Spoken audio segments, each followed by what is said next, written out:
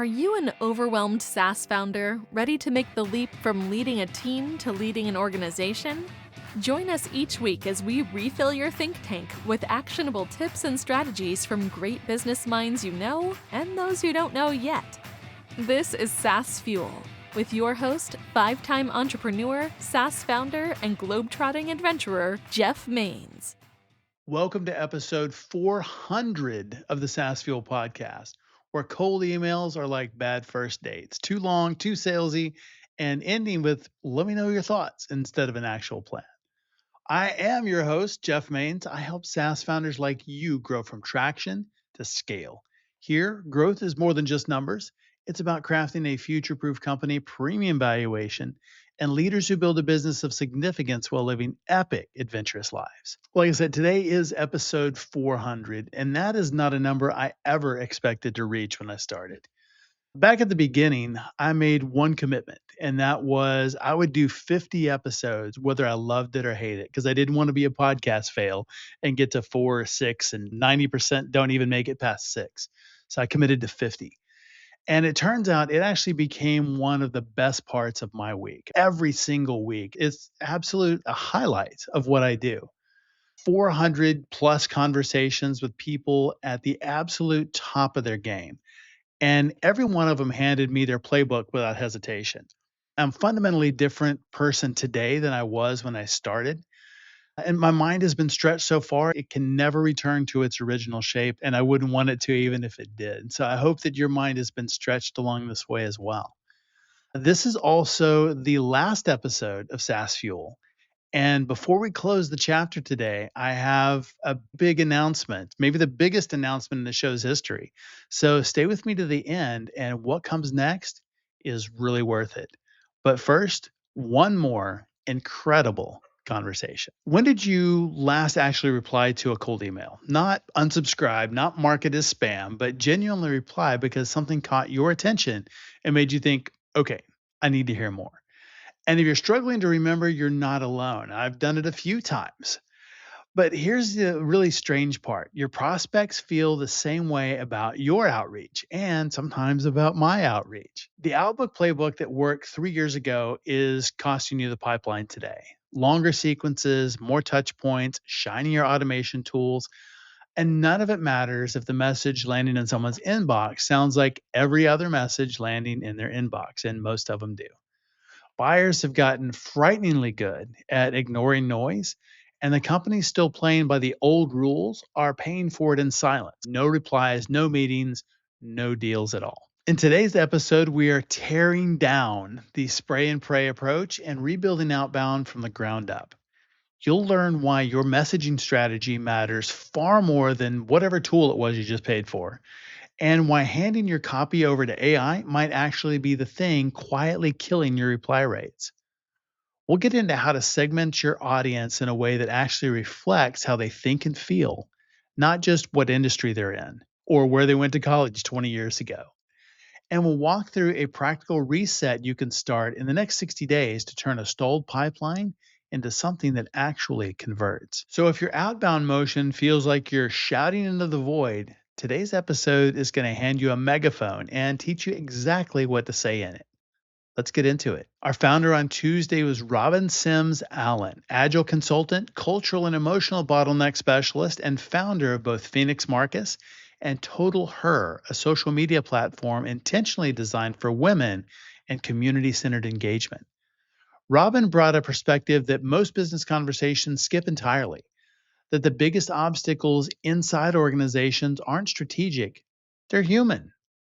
She unpacked why leaders so often try to fix problems before they've truly understood them, how emotional bottlenecks quietly destroy trust and execution, and why slowing down is sometimes the most strategic move a company can make. She also shared the philosophy behind Total Her and what it means to build a community with intention in a world driven by algorithms and vanity metrics. If you missed it, it is totally worth going back. And our expert guest last week was Corinne Cavanaugh, founder of CAC Media and Publishing. And she was here to talk about what it actually takes to move a company out of the messy middle of growth and into something sustainable. Corinne broke down how companies get stuck when founder led chaos isn't replaced by real systems, and AI scales that chaos, while validating demand before building features is non negotiable, and how fractional leadership is changing the way that companies scale. Her core message: sustainable growth isn't about doing more, it's about doing the right things with discipline and intention. Go back and check that one out if you missed it. My guest today, the final episode of SaaS Fuel, is Mohan Muthoo, founder of Spring Drive, a go to market lab built specifically for B2B teams trying to win in crowded, competitive markets. And if anybody is not in a crowded, competitive market, let me know because I don't know one that isn't. Mohan's approach is systems first and strategy led. While most teams are busy testing new tools and chasing the latest intent signals, he's focused on what actually moves the needle: resonance messaging and strategic go to market engineering, terms that you might not be familiar with until today. Well, Spring Drive has supported Y Combinator companies. They generated 7.9 million in pipeline, delivered 137 meetings in 5 months for Blinkist, and they have a 4.9 out of 5 rating on Clutch. That's pretty impressive. Welcome someone who has turned outbound into a science and made results the only metric that matters. Mohan Muthoo. Hey, Mohan, welcome to SaaS Fuel. Hi, Jeff. Thanks for having me. You started as a BDR, breaking cold calling records, pretty awesome. And now you run GTM Lab. And when you look at outbound today, what feels fundamentally broken compared to when you started? Yeah, it's been an interesting few years. So now I run Yes. an agency, Spring Drive, which you can both check out, springdrive.co. Very easy to go and check out as well. In the meantime, we do GTM engineering for outbound email, primarily helping B2B companies.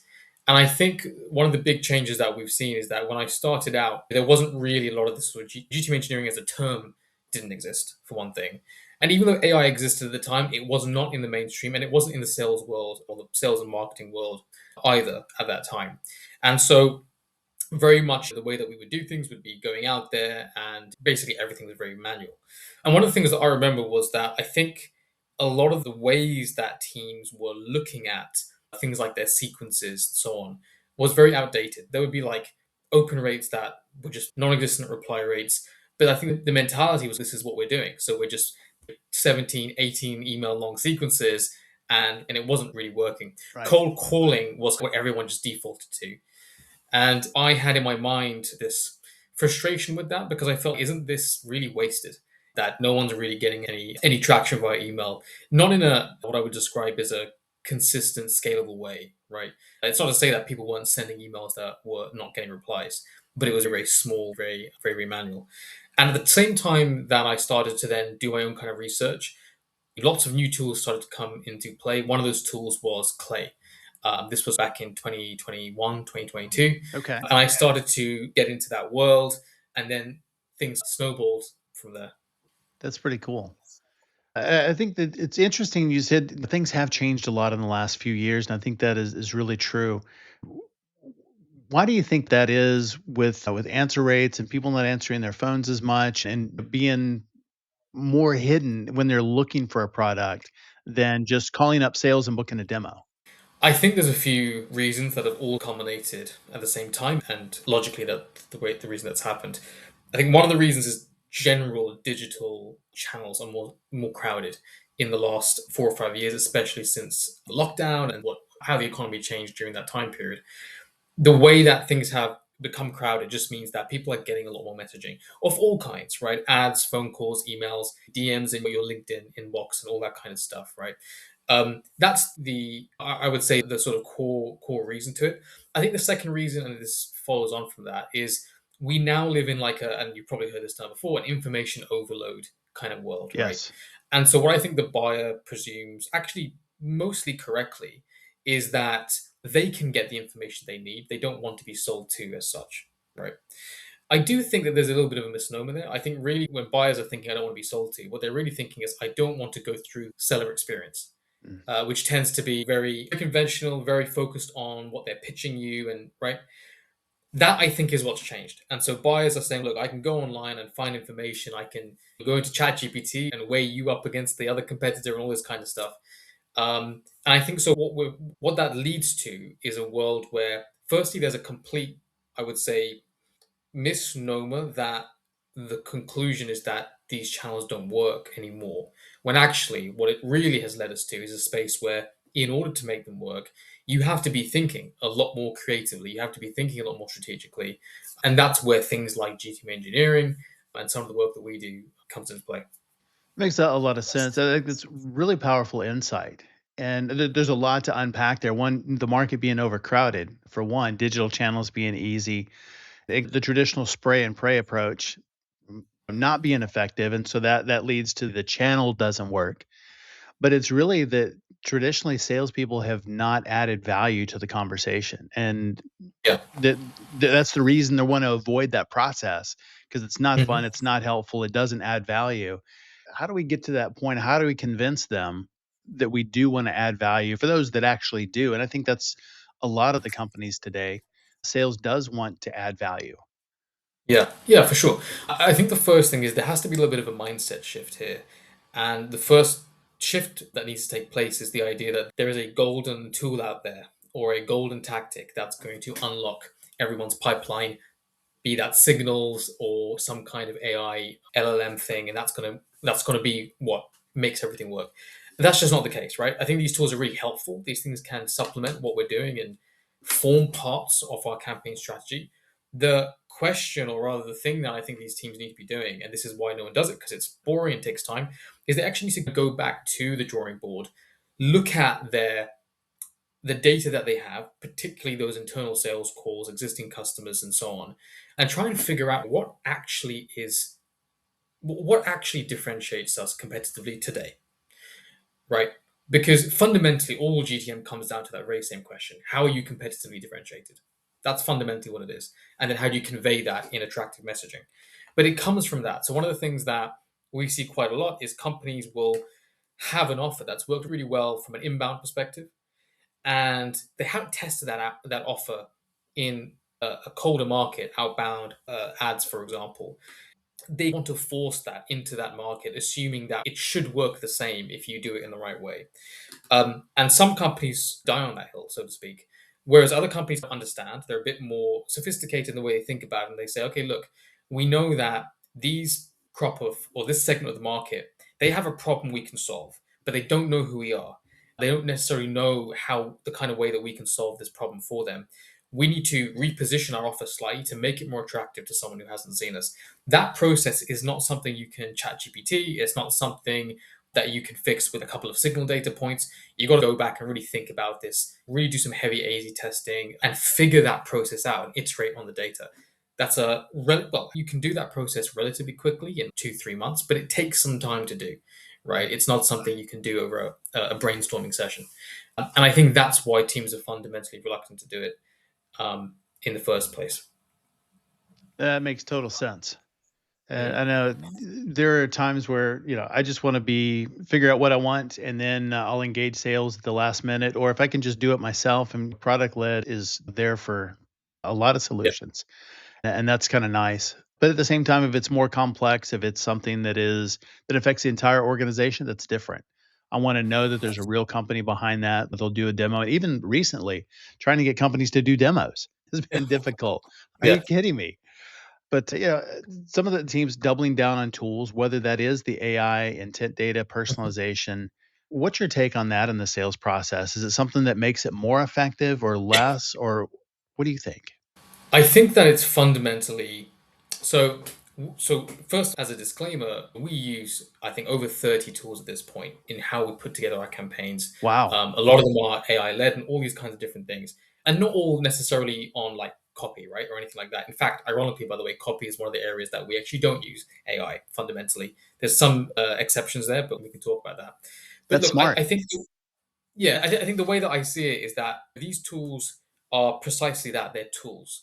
So they can't fix problems. I'd like to use this analogy of if you want to go to a if you want to have a great meal, right? And you have two things that you can do. At the moment you don't know how to put a good meal together. You can learn to cook or you can get a better pan. Most people will go, I should learn to cook, right? Then I'll make a great meal. And then when I get good at and I figure out how to make a great meal, I can get a better pan, better ingredients, and that meal will go from here to here. But right now, what people are doing is saying, let's not try and learn to cook the meal. Let's just get the better pans and let's just get the better ingredients and hope it all comes Right. together. So these kinds of tools are really great if companies understand how and why they're using it. And I think it's backward at the moment. So what's happening now is companies are going, our pipelines are broken. We're putting out this message about what we do. Either people aren't responding or no one's going down the pipeline. Let's just do the same thing, but let's add a signal to it. Or let's see if we add some AI personalization to it. And the problem with that is people's response.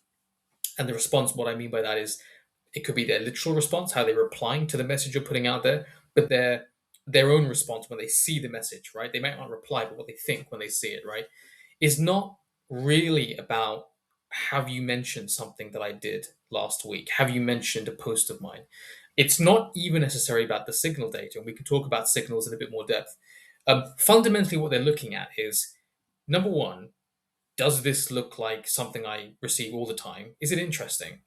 Um, and then if it is in that bracket where it's we are looking for something like this, of all those messages that I get, is it differentiated? Because if the answer is no on both of those fronts, you're not going to get anywhere by adding signals and personalization. And then equally, if you get somewhere where they say, okay, we are looking for this thing, but I got 6 messages today and you look exactly the same as them, why would you be able to scale that channel? So Right. the idea is that these tools are really, really powerful, but they are powerful as tools, as instruments around a team that are thinking and fixing the problems from their data, their experience, their creativity first. That is really good. And I think that's helpful just for founders or marketers to think about what that messaging is. Am I standing out? And do I create that trust? Is it something that they're looking for? And then they're like, you're now in that consideration set because you're different than everybody else. So I think that's interesting. Is there specific messaging or a specific type of messaging that is resonating now more than others? Because how do you do that with the messaging and Yeah. stand out in the Yeah. inbox and not sound like everybody else? Yeah, it's a great question. It's the $1 million question, Right. essentially. And there's two sides to this. So the first side is that fundamentally, what's going to work for any particular company shouldn't be the thing that another company should do, because the whole point is differentiation. And so one of the things I always say to companies is, look, it's not about go and grab the template that worked for your competitor. The whole point is, let's say it's working for your competitor. How can you make it work even better? And so that Mm. would be more creative where they aren't being creative, whether, for example, it's can we think about more interesting lead magnets? And we have a whole framework around how we theorize effective lead magnets. How can we think about making our pipeline design, our pipeline offer design more interesting so that when people see what we're saying, they have a real incentive to come and speak with us versus, hey, do you want to come to a demo off the tool? Which is what most companies are putting out there in messaging. The other side to this is that, so the first side is really companies looking at internally what do they have and what can they do. The other side of this is yes, there are some patterns that we see across the board today. So one example of this is we know, and I think most companies have realized this now, is that we need to be able to go out there and open conversations and provide some interesting value before we ask for time. 2 or 3 years ago, messages going out there that ended in do you have 30 minutes to chat? Shall we catch up? Maybe it worked. It can work today, by the way, if there's a really exceptional angle, really differentiated market in a very high intent space. But generally speaking, we know, for example, we need to go in there and offer something first, open up that conversation, and then we can lead them down into the pipeline afterwards. The other thing I would say is that, and I see this pretty much in every campaign that I've run, one of the biggest barriers in the outbound space to generating interest and getting those people to come down the funnel essentially is trust. That's the fundamental difference between the inbound and the outbound, right? It's the trust hasn't been built yet. And so I think companies getting a bit more specific about their social proof and their credibility.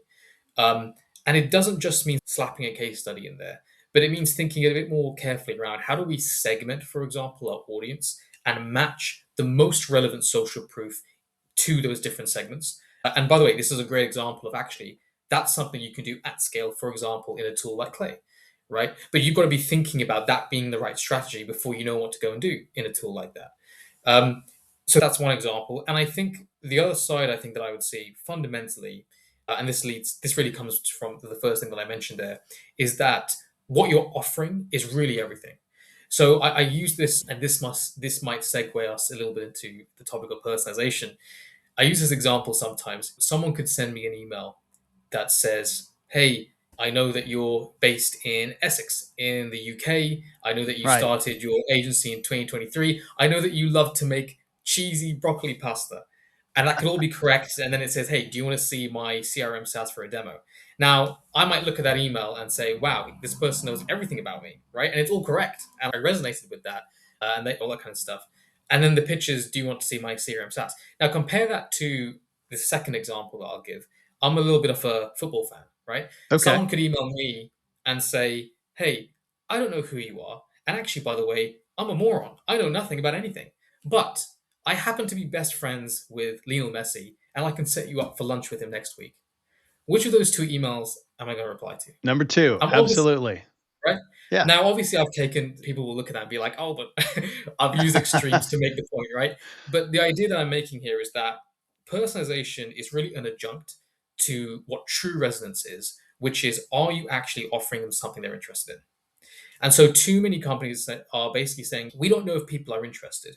And the truth is, they do know because the campaigns haven't been working. Saying to them that we know something about them that happens to be true.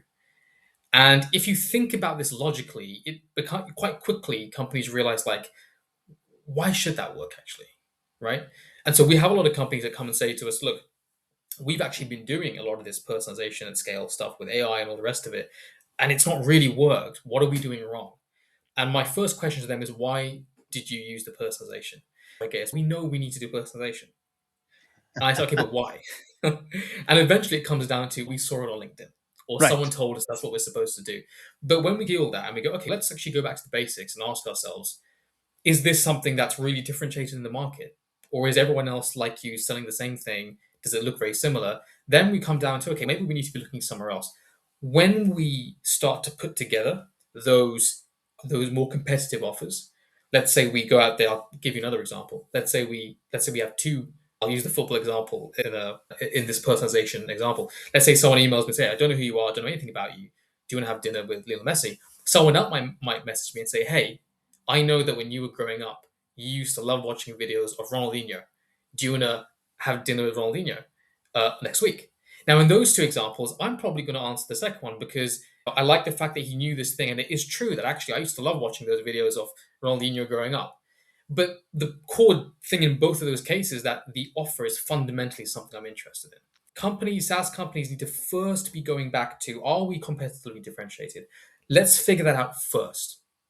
Once we get that, once we can see we are standing out in the market, we are bringing people down the funnel in a way that is different, they're coming down because it's differentiated, we can elevate that then afterwards with bits of personalization and all that kind of stuff.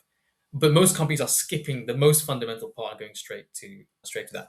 The last point I'll just make about, to your original question, what works today in messaging, is that there are stages, obviously, as we know, to the funnel. And so it's really important that we understand that they're different. So again, a lot of companies will say, I'll say to a client or a prospect, "How do you know that this messaging that they say want us to run, how do you know this is going to work? Why are you so confident this is going to work?" And very often I hear the answer that, "We have had loads of these sales calls, and this is the kind of stuff that they say they love, or the clients say they love." Now, the data that you have from sales calls and customer interviews are really important, super, super important, because they're going to give you the threads to start unraveling and thinking about when it comes to your outbound messaging. But it's also really important to remember that once someone has arrived in a demo, they're in a different state of mind to someone who doesn't know you, is in the middle of lunch, has Yes. 10 meetings that day, and gets an email out of nowhere from someone they don't know about. Companies have to think about that. They should not assume that what people find interesting at that point is necessarily what's going to get them to reply to an email, which is job number one. So we have to think about that in stages. Job number one is, how can we get the right person to reply for the right reason?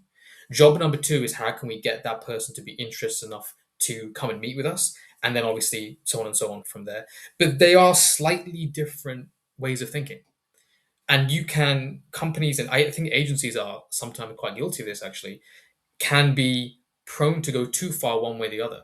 So a lot of people might know that with some agencies, because they are so desperate to get someone to reply, they often send out emails where, okay, you're getting a reply, but this isn't going to help you because they're not Right. replying for the right reason, or they're not replying really with any level of interest. And then on the other end of the scale, where it's companies will say, we only want people to reply if they're applying and saying, when can we meet to purchase your product?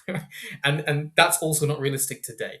So there's a balance to take where we say, look, we want to put out messaging that gets someone to reply because they have the pain that you can solve, or they're interested in the benefit that your offer solves. And then once they reply with that interest, and that's usually, hey, send me some more information. I'd like to see more about this. Then we can say, look, here's a great offer for you to actually come and meet with us and start taking this seriously and really taking it from there. So there's a staged process to how we think about it. And that whole thing really is a creative task as much as anything else. So good. There's just, again, so much there. And taking the message and deciding this is something worth responding to because it does connect. And I get those personalized messages all the time. I kind of what Yeah. you're saying of here's the things that nobody. I'm like, great, you can scrape a database, you can use AI. It's not personalized at all because I know where it came from. And it's also Right. not relevant to the solution or really where I went to school 20 years ago. Who cares? It just it Right. it makes no difference today. But when you Yeah. can hit a pain and you're like, "That is something that I'm interested in, I wanna know more," now we're Mm. actually getting somewhere.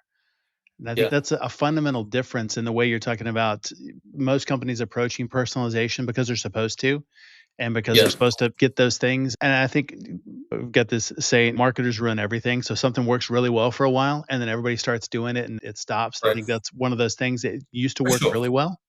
And now because it's been abused by so many companies, like we're Mm. supposed to personalize, and so you get irrelevant stuff in there, and Yeah. it kinda dilutes the overall message. And while we may have product market fit, we talked about this before, not Mm. having that message market fit. Yeah. And it's easy to confuse those, tell me more about that, and what's the cost Mm. of getting it wrong with that message market fit?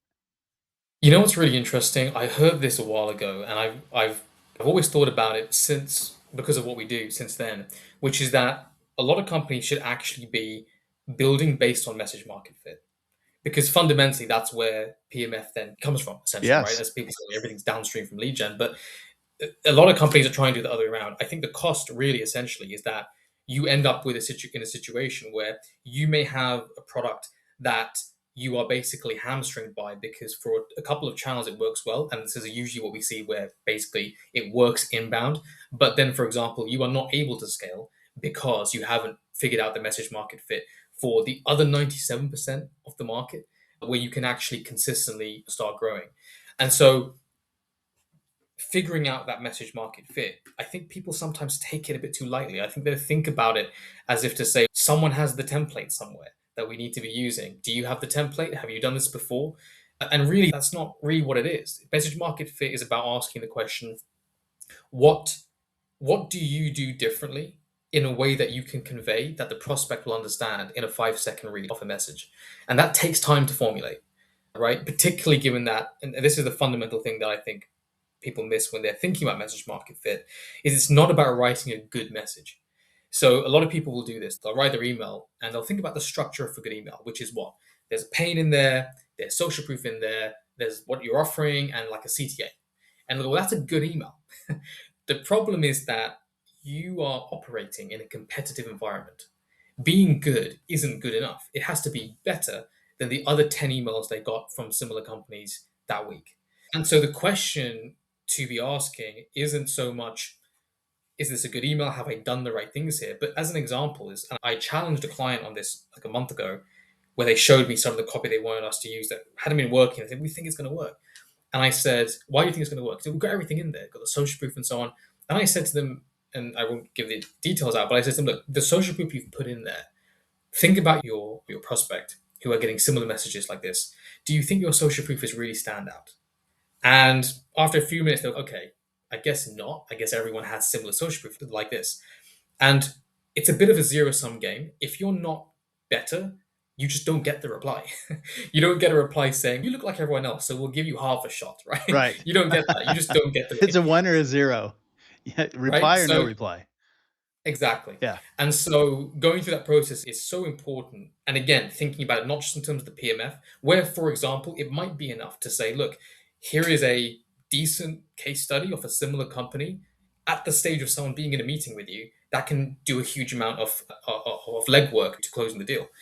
But at the cold stage, you've got to go much higher than that, right? makes And sense. so I think that's yeah, and so I think that the fundamental difference there can be can essentially be the difference between being able to scale through those channels, which unlock a massive part of your market for you, and just not being able to do it. That is absolute gold. Yeah, as companies are thinking about their messaging, how often should they be iterating and kind of reviewing what that is, especially in an AI world? And what Yeah. does that process look like? Is there, if message market fit is the most important thing, how do they make sure that they stay on track as the company grows and as the market shifts? Yeah, that's a fantastic question. I think that, and we can all see this, markets are changing a lot faster now. Yes. Are you missing key relationships that could transform your leadership? Most leaders are. They just can't see it. And here's what shocked me: the most successful leaders aren't lone heroes. They're the center of four specific relationships that multiply their impact while preserving their sanity. You're probably like everybody else, drowning in connections, but starving for real support. And it's creating a silent epidemic of leadership burnout among executives just like you. So, take my free assessment at thecaptainskeys.com. Discover which critical relationships you're missing in under 5 minutes, and then grab my new book, The Captain's Keys, part Netflix drama, part game changing blueprint for leadership that actually sustains you. One CEO called it the owner's manual I never got. So stop flying blind and see what you're missing. And at the top of the funnel, this happens just as quickly. So very often we'll find in campaigns that we'll come up with messaging and it will smash for 3 months maybe, and then we start to see copy fatigue. And so what we're doing in that time period is we're doing more AZ testing, more message market AZ testing. How can we put this in a new way that ignites more interest for another stretch of time? I remember back in 2024, we had some message variants that would do amazingly for a year, like a full year. They would just be going through and they'll be doing really well. Now you have to switch up a lot more often. Um, I don't think that what I would say is I don't think it's the same for every company. Some companies can last longer. Some companies won't last as long. But my thing for every sales team and every marketing team would be that they should always be doing this. So it should be an always on process. Should be okay. We've got this variant, this offer that's working really really well. Let's immediately start thinking about what are the other offers that we can do, either as like a test against that. Because for example, let's say you have an offer that's running and in our cold email language speak, let's say that it's running at around a lead for every 4 or 500 cents. You should always be thinking, can I come up with an offer that's going to run for a leader every 200 cents? Because Mhm. that might look like, okay, does that really matter? But at a scaled campaign level, that could be literally double your pipeline on a monthly basis. So always be doing that anyway. And particularly as you rightly point out, because at some point there will be copy fatigue, there will be offer fatigue, and you will need to then put that new offer in as quickly as possible to maintain that pipeline. So when they need it, it's hard to say, but I think teams should be experimenting and AZ testing behind the offers that are currently working. And are there specific elements you think are better to test? Is it overhauling the entire message, or is it specific? Is it the call to action? Is it the hook? Or should we just test all of those on an ongoing basis and always champion challenges so that you have a winner, use the winner, but you're testing something else along the way? Fantastic question, because I think this is something that also isn't greatly understood. First, let me say what not to do, and then I'll go into what the best way to approach it is. One thing that yeah, the one thing that teams shouldn't do is to be AZ or A/B testing basically what I would describe as immaterial things in an email. Things like subject lines, things like taking out one word for another word because the word is a bit different, a bit more interesting. It's not going to make the large difference in a campaign. When you have a variant that is working, fundamentally an offer that is working well, you can absolutely test then small things, but that's not to test two things that one doesn't work and one does work. It's to test something that's already working to see if you can get it a little bit higher on the conversion rate. So it's slightly different. You've Right. tested, you found something that works. Now we can try a small personalization line here, a small tweak to the CTA, And maybe then we can get this from a 1 in 300 lead to 1 in 200 lead. What before companies have figured out an offer that's working, however, what they should be A/B testing is, as you put it there, fundamentally different angles. And so this means the offer is fundamentally different. And by offer, by the way, I don't just mean the core service or product in question. I'm saying literally what are you offering them in the email? So if you have, for example, you might have 3 or 4 different lead magnets. One could be like an interactive quiz where someone gets to test their readiness for your tool. One could be a case study brochure of all the things that could work for them from your past data. Another thing could be something like a video demo.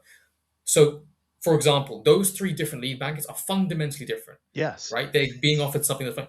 The other way that you can do fundamental differences is also in social proof types. So, for example, you might have one case study that revolves around a very different kind of benefit to another case study, depending on what your tool does. That's fundamentally different. And then the final way that you can make things fundamentally different is, of course, the pain that you're leading with. So one feature of and a lot of tools have this, where they have multiple features that actually solve different pains. And so you might look and say, look, let's have one segment where we're going after this feature that we have that solves pain A, and a totally different one where feature Z solves pain B. The last thing I'll say about testing is that you have to understand that when you're testing copy, the segment of the market is fundamentally a different test. So, for example, the same message, exactly identical message, but one goes out, for example, to CEOs of startups and one goes out to heads of marketing at enterprise companies. Those are 2 different variants, Yes. right? Because they are fundamentally different, because the message and offer is the same, but those are 2 different personas. They have different pains. They have different things they're doing day to day. And very often you might find that the very same message does amazingly with one segment and actually does very poorly with another.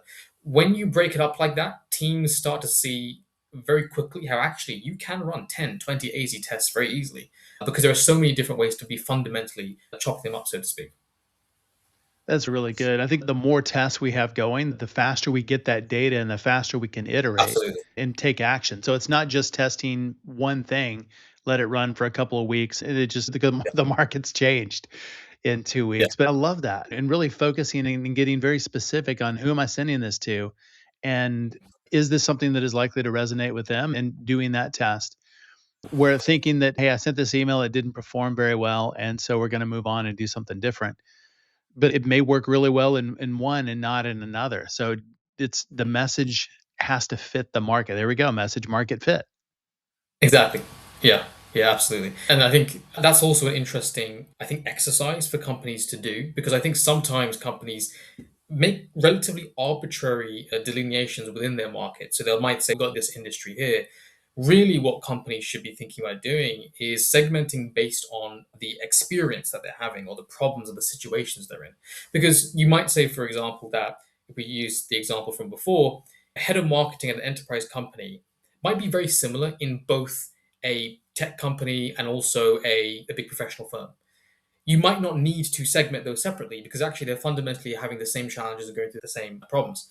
Whereas, for example, there might be something that's fundamentally different in a pain situation when we're comparing, let's say, the same industry, same head, but one of them is managing a team of 3 and one of them is managing a team of 50, right? It's not just industry and company size, but it's what's the experience of the persona.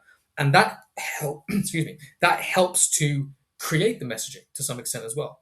Because if you understand, and I'm using this as an example, if you understand why you're segmenting the person who's managing a 2-person team versus the person who's managing a 50-person team, you probably fundamentally understand what's more likely to resonate with one versus the other.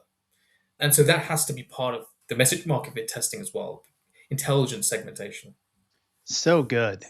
I think that segmentation is really difficult because it's easy just to go, okay, it's going to be number of employees or it's going to be revenue, but that's not the Yeah. full story. Yeah. It goes much deeper than that, really seeing the world through the eyes of our ideal clients and understanding what are their challenges? What are they struggling with? What is fundamentally different at enterprise versus small business? Yeah, yeah, absolutely. And I think particularly one of the very common ones we see is with revenue, because I don't think revenue data is particularly great. Whenever we try to use it, it's a bit here and there. But very often, as an example, you have companies that, if for a certain revenue, will say, okay, they need to have at least 20 or 50 employees or whatever it might be. But then you have a company that's got 5 employees, but they just got a massive round of funding and they have the Right. budget and all that kind of stuff, right? So yeah, got to be a little bit more granular about how we look at that. That makes so much sense. And with AI now, you can have a 5-person company that's doing 20 or $50 million. I Exactly. know a handful of those today, and we'll see significantly larger companies with fewer people. So For employee sure. count is even one of those things that is becoming more and more fuzzy over time. Yeah. No, I agree. Absolutely. You said email struggles in enterprise environments. How should outbound strategy change when they're targeting larger companies versus SMBs? This is a really interesting topic because we're moving into another part of email, which is deliverability. And for those listening, deliverability, if you haven't come across that term before, it essentially means the ability to get your email to land in the inbox of the person you're sending it to rather than it going into the junk folder, for example. Um, Now, over the last 2 years in particular, ESPs, so email service providers, meaning essentially Google and Microsoft, they're the two dominant ones. Pretty much every business is running on one of those two platforms. One of those two, so they have updated a lot of how they filter emails as they come through, particularly using AI.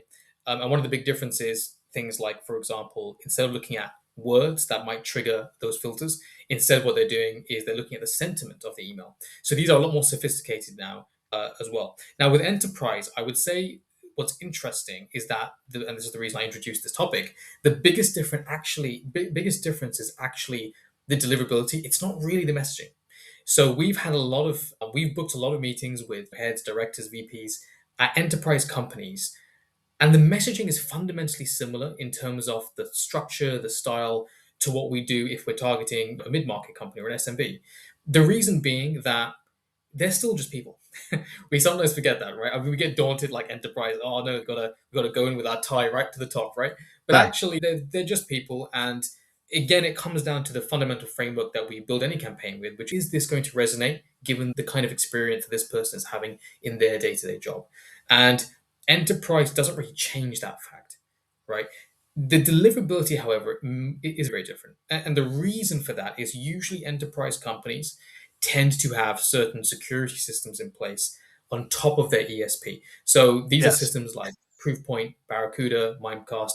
Very, very difficult to go into those, to crack through those systems. And that's where you have to take a very different strategy to break in there. And you have to be more conscious of things like how many people at the same company are we emailing in a certain time period, because they can track that across those systems and so on. But from a messaging perspective, it's really actually very similar. I get this a lot as well, where companies will sometimes say to me, we've been targeting the UK and we don't think we're ready for the US. And I'll often say to them, why is that, right? Because the company product or offering has nothing to do with geographic location or regulation or anything like that. And very often they will say to me, we don't know the culture yet. We don't know the language yet. Obviously the language is the same, but slang Right. and all that kind of thing. And I always say to them, it's really nothing to do with that. I think that there are some demarcations there. For example, perhaps if you're messaging certain, for example, countries in Asia, it's true that even starting an email with like dear and like Mr. is going to be received much more seriously than if you mention their first name. So there are Yes. some of those kinds of things. But generally speaking, if you're reaching out in Europe and the US, it's really the same stuff. It's just, are you resonating? And enterprise has that same kind of difference too. That's good. For offers that maybe are a little more complex or have some friction to them, how should we think about doing that outreach different? Or does it perform better on one channel versus another, phone versus email? Yeah. So if you're using email as a scaled channel, you need to have a large TAM for sure. Otherwise, you need to go out there more multi-channel and so on. But actually, the answer to your question is slightly different. That's just on the channel point. But in terms of the messaging, the thing that's interesting is that, and this covers everything that I do in my life. This word underlies it all for me, which is simplicity. Right? So good. When we reach out to a prospect, if your product is simple, the offer tends to just do the work for you because it is simple, right? You're Right. solving a very clear and often thing. But it's really important to realize that simplicity is doing a lot of work for the prospect to get that message and go, oh, I get it. That would be helpful. Yeah, I'm interested. So when we are working with, and we had a situation like this, a Y Combinator company we worked with, quite a complex tool, doing all kinds of different features and all these kinds of different things.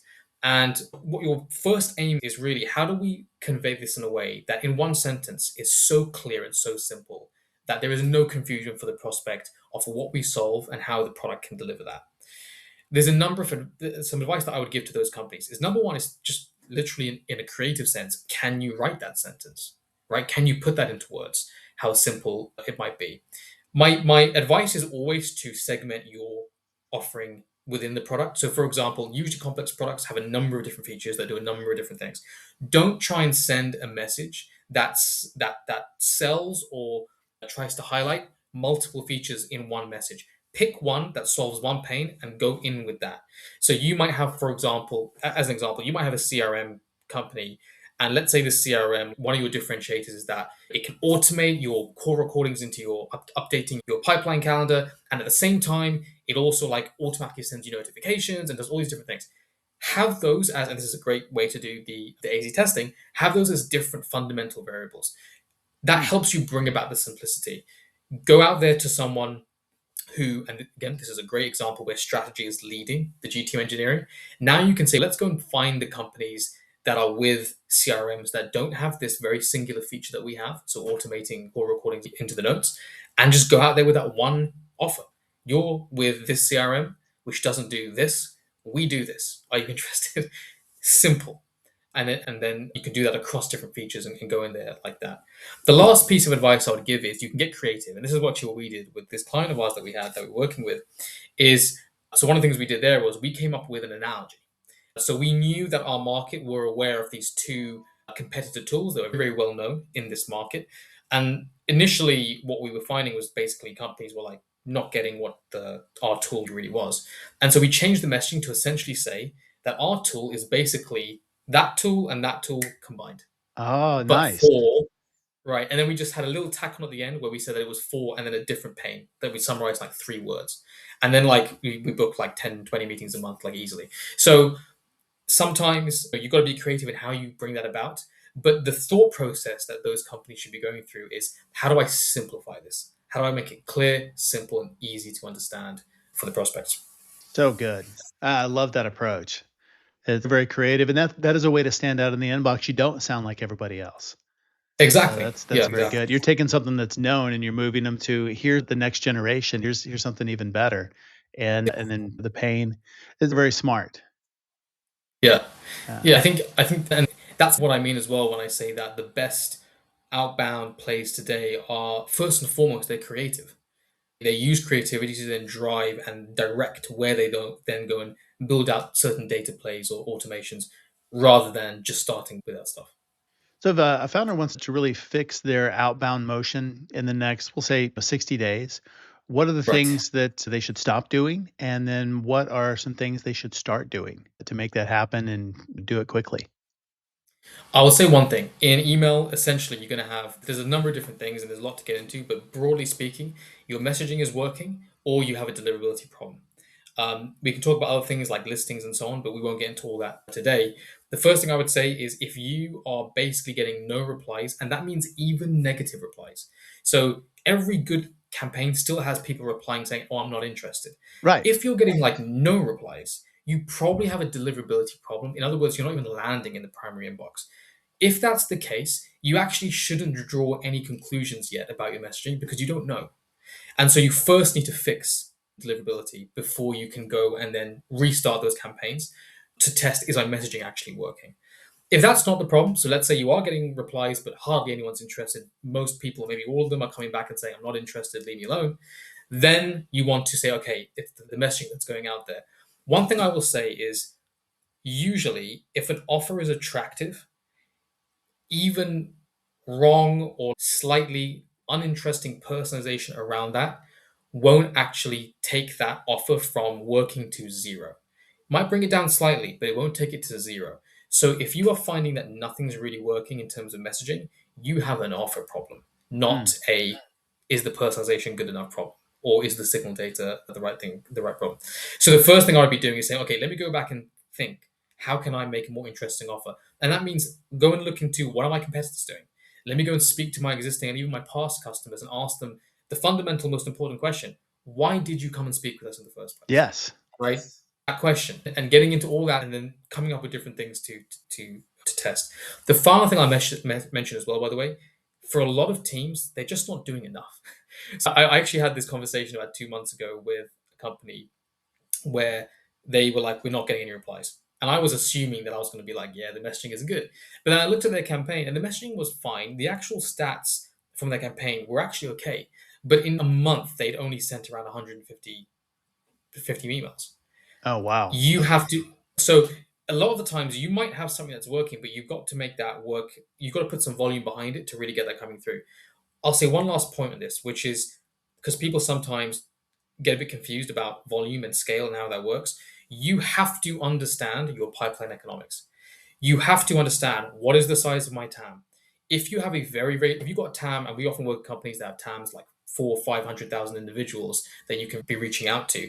If you have that kind of TAM, you should already know that if I'm sending 200 emails a month, I'm not touching the surface here, and I should be doing a lot more to figure that out.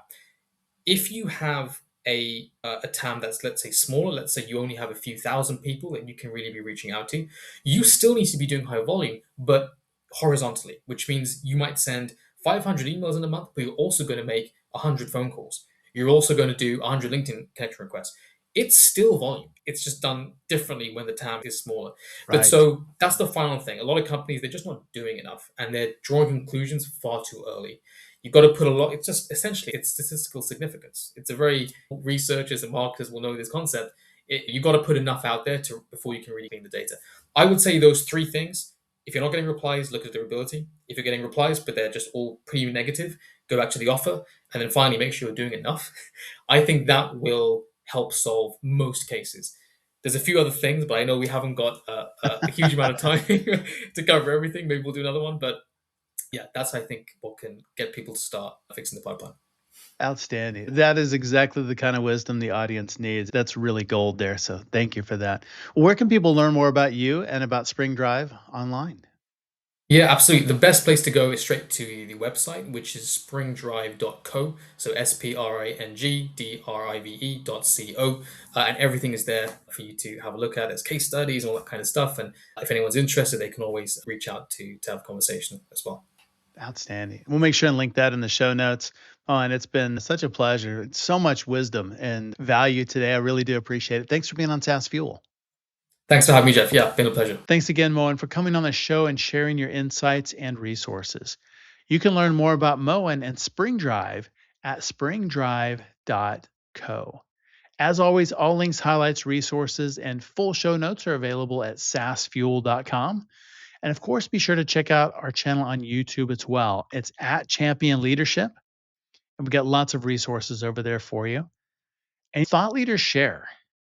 Milestone episodes like Milestone 400 deserve milestone shares. So how about share this one with somebody who's been on the journey with you, a co-founder, a mentor, a founder friend who just gets it, or someone you have massive respect for or want to be more like.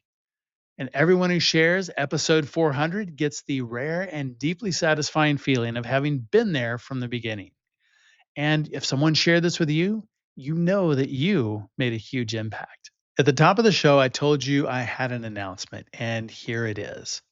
400 episodes of SaaS Fuel, that ends today, last one.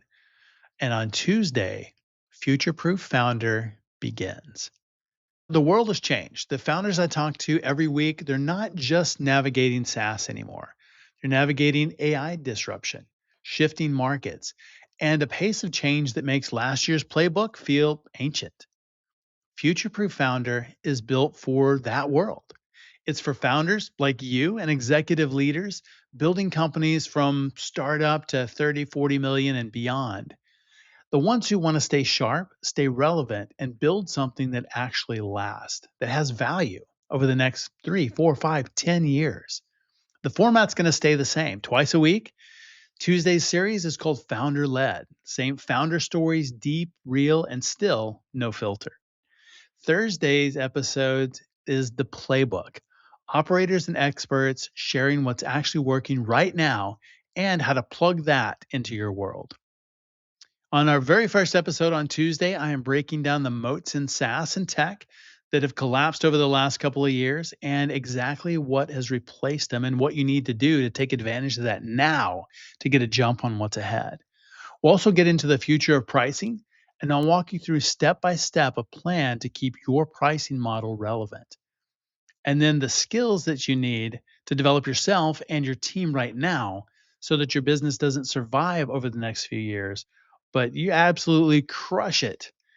And maybe some competitors as well along the way. So, same feed, same Tuesday, Thursday episodes, different name, and a bigger mission. So, I will see you there. And as always, I've said it 400 times now, and it's one of my favorite phrases, and that is enjoy the journey. See you on Tuesday, Futureproof Founder. Thanks for listening to SaaS Fuel. Full show notes for each episode, which includes a summary, key takeaways, quotes, and any resources mentioned, are available at saasfuel.com. Be sure to follow and subscribe wherever you listen to podcasts. And if you're enjoying the content and getting value from these episodes, please leave us a rating and review at ratethispodcast.com/SaaSFuel. We'll be sure to read these out on future episodes.